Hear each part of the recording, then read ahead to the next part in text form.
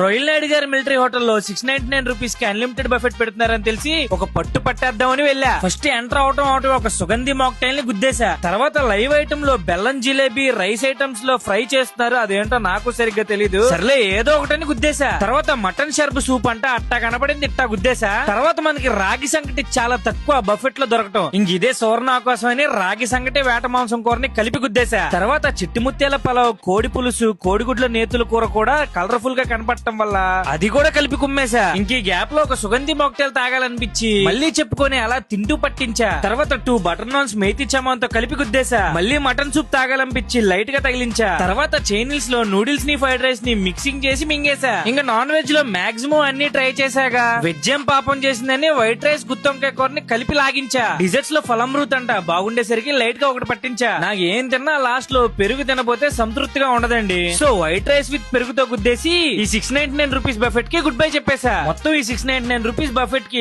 Live, non veg, veg, desserts, mocktails అన్ని items తో కలిపి 50 ఐటమ్స్ దాకా ఉన్నాయి. నేనైతే 699 రూపీస్ కి గట్టిగానే న్యాయం చేశాను అనుకుంటున్నా. మీ అభిప్రాయం ఏంటో కామెంట్ లో చెప్పండి. మీకు కూడా నాలాగే తినాలనిపిస్తే మన Vijayawada PVP mall out gate ఎదురు సందు థర్డ్ లెఫ్ట్ లో ఉన్న రోయల్ నాయుడు గారి మిలిటరీ హోటల్ ని విజిట్ చేయాల్సిందే.